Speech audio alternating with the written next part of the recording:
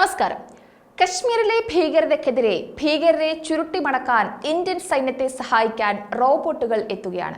പോർമുഖത്തെ തടസ്സങ്ങൾ ചർച്ച ചെയ്യുക മുതൽ കെട്ടിടങ്ങളിൽ പതിയിരിക്കുന്ന തീവ്രവാദികൾക്ക് നേരെ ഗ്രനേഡ് ലോബിംഗ് വരെ ഇവർ ഭംഗിയായി ചെയ്യും. ജമ്മുകശ്മീരിലെ കലാപവിരുദ്ധ പ്രവർത്തനങ്ങളിൽ സഹായിക്കാൻ ഇന്ത്യൻ സൈന്യത്തിന് ഉടൻ തന്നെ റോബോട്ടുകൾ ലഭിക്കും എന്നാണ് ലഭ്യമാകുന്ന വിവരം. ജമ്മുകശ്മീരിലെ കലാപവിരുദ്ധ പ്രവർത്തനങ്ങൾക്കായിട്ട് കുറഞ്ഞത് 25 വർഷത്തെ പ്രവർത്തന ദൈർഘ്യമുള്ള 550 റോബോട്ടിക് നിരീക്ഷണ യൂണിറ്റുകൾ വാങ്ങുന്നതിനുള്ള നടപടികൾ പ്രതിരോധ മന്ത്രാലയം ആരംഭിച്ചതായിട്ടാണ് ഔദ്യോഗിക വൃത്തങ്ങൾ അറിയിച്ചത്. ഈ റോബോട്ടുകൾക്ക് പടികൾ കയറാനും പ്രതിബന്ധങ്ങളെ നേരിടാനും ബിൽട്ടപ്പ് ഏരിയകളിൽ ഗ്രനേഡ് എറിയാനും സാധിക്കുമെന്നാണ് അധികൃതർ പറയുന്നത്. റോബോട്ടുകൾക്ക് കുറഞ്ഞത് 20 സെന്റിമീറ്റർ ആഴത്തിൽ വെള്ളത്തിലിറങ്ങാനും കഴിയും. ഓപ്പറേഷൻ സമയത്ത് ഈ റോബോട്ടുകൾ പ്രതിരോധത്തിന്റെ ആദ്യ നിരയായിരിക്കും. അങ്ങനെ അപകടങ്ങൾ തടയാൻ സഹായിക്കുമെന്നതാണ് ഏറ്റവും വലിയ മെച്ചം. ഭീകരരുടെ പ്രാരംഭ സംഘടനകളിൽ നമ്മുടെ സ്വന്തം സൈനികർക്ക് ഇത് അപകടമുണ്ടാക്കുന്നത് ഒഴിവാക്കും.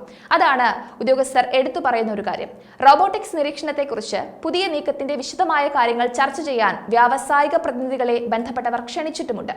പ്രതിരോധ വസ്തുക്കളുടെ ഇറക്കുമതിയെ ആശ്രയിക്കുന്നത് കുറയ്ക്കാനാണ് മന്ത്രാലയം സ്വദേശിവൽക്കരണം നടത്തുന്നത്. ഭീകരവാദികൾ തമ്പടിച്ചിരിക്കുന്ന പാർപ്പിട വാണിജ്യ മേഖലകളിൽ തത്സമയ ഇന്റലിജൻസ് ഇൻപുട്ടുകൾ നൽകാൻ റോബോട്ടിക് നിരീക്ഷണത്തിൽ ഇടയാകുമെന്നും ഉദ്യോഗസ്ഥർ പറയുന്നുണ്ട്. സൈനികരുടെ നീക്കത്തിന് മുമ്പ് തത്സമയ ഇന്റലിജൻസ് ഇൻപുട്ടുകൾ ശേഖരിക്കുന്നതിനും ബിൽറ്റപ്പ് ഏരിയകളിൽ റെസിഡൻഷ്യൽ കൊമേഴ്ഷ്യൽ ഏരിയകളിൽ ഈ റോബോട്ടുകളെ സേന ഉപയോഗിക്കും. സൈനിക നീക്കത്തിന് മുമ്പ് തത്സമയ വിവരങ്ങൾ ശേഖരിക്കുന്നതിനും റോബോട്ടുകൾ വലിയ പങ്കുവഹിക്കും. റോബോട്ടിക്സ് പ്ലാറ്റ്ഫോം വഴി അനുയോജ്യമായ യുദ്ധസാമഗ്രികൾ എത്തിക്കാനും നീക്കമുണ്ട്. കലാപവിരുദ്ധ പ്രവർത്തനങ്ങളിൽ റോബോട്ടിക്സ് പ്ലാറ്റ്ഫോം വഴി അനുയോജ്യമായ യുദ്ധ സാമഗ്രികൾ കൃത്യമായി എത്തിക്കാൻ സാധിച്ചാൽ അത് സേനയെ കാര്യമായി തന്നെ പിന്തുണയ്ക്കും. ഈ റോബോട്ടിക്സ് നിരീക്ഷണ പ്ലാറ്റ്ഫോമുകളിൽ ഒരു ലോഞ്ച് യൂണിറ്റ്, നിരീക്ഷണ ക്യാമറ എന്നിവ ഉൾപ്പെടും. 150 മീറ്ററിനും 200 മീറ്ററിനും ഇടയിലുള്ള പരിധിയിൽ പകലും രാത്രിയും ട്രാൻസ്മിഷൻ സിസ്റ്റത്തിലും ഇൻപുട്ട് നൽകാൻ സാധിക്കും. ജമ്മു മേഖലയെ ഭീകരതയുടെ കേന്ദ്രമാക്കി മാറ്റുന്നതിനെ തടയാനുള്ള പോരാട്ടമാണ് ഇന്ത്യൻ സൈന്യം നടത്തിവരുന്നത്. തീവ്രവാദത്തിന്റെ പല ഘട്ടങ്ങളും വഴികളും സേന അത്യന്തം ജാഗ്രതയോടെയാണ് നോക്കിക്കാണുന്നത്.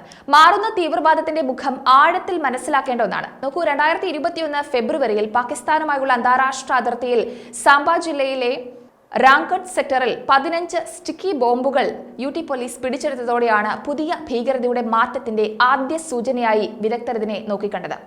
അതേ വർഷം ജൂൺ 27-ന് ജമ്മുവിലെ എയർഫോഴ്സ് സ്റ്റേഷനിൽ താഴ്ന്നു പറക്കുന്ന ഡ്രോണുകൾ ഉപയോഗിച്ച് 2 IEDകൾ ഉപേക്ഷിച്ചു. ഇത്തരത്തിലുള്ള ആക്രമണം ഇന്ത്യയിൽ ആദ്യമായിരുന്നു. നാളിതുവരെ ജമ്മുവിലെ വർദ്ധിച്ച ആക്രമണങ്ങൾക്ക് പിന്നിലെ ഘടകങ്ങൾ ഒന്നൊന്നായി പരിശോധിക്കേണ്ടതുണ്ട്.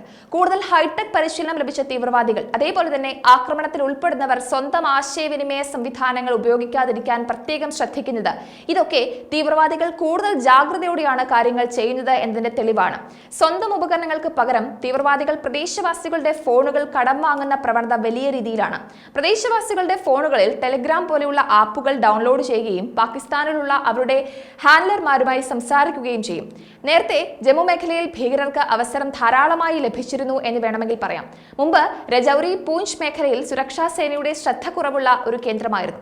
കൂടാതെ ഈ പ്രദേശം കശ്മീരിലെ ഷോപ്പിയാൻ, കുൽഗാം എന്നിവിടങ്ങളിൽ നിന്നും പാകിസ്ഥാനുമായുള്ള നിയന്ത്രണ രേഖയിൽ നിന്നും തുല്യ അകലത്തിലാണ്.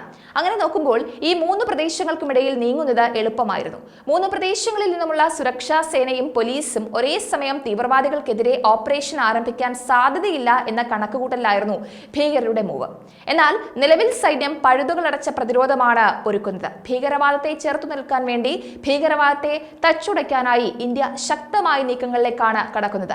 പാകിസ്ഥാൻ ഭീകരതയെ പാലൂട്ടി വളർത്തി അതിന്റെ വിത്തുകൾ ഇന്ത്യൻ മണ്ണിൽ വിതയ്ക്കാനാണ് ഈ കണ്ട പെടാപ്പാടൊക്കെ പെടുന്നത്. പക്ഷേ പാകിസ്ഥാന്റെ ഒരു നീക്കവും ഇന്ത്യ അംഗീകരിച്ചു കൊടുക്കില്ല. ശക്തമായ രീതിയിൽ തന്നെ അതിനെ എതിർക്കും. ഭീകരത എന്ന വലിയ വിപത്തിനെ വേരോടെ പിഴുതെറിയാൻ കടുത്ത നീക്കങ്ങളിലേക്ക് തന്നെയാണ് ഇന്ത്യൻ സൈന്യം നീങ്ങുന്നത്. അതിനായി ഓരോ ദിവസവും മെച്ചപ്പെട്ട പരിഷ്കാരങ്ങൾ ഉൾപ്പെടുത്തി സേനയെ എങ്ങനെ കൂടുതൽ കരുത്തുറ്റതാക്കാം, എത്തരത്തിൽ ശക്തമായ പ്രതിരോധം തീർക്കാം എന്ന അവലോകനങ്ങൾ കാര്യമായി തന്നെ നടക്കുന്നുണ്ട്.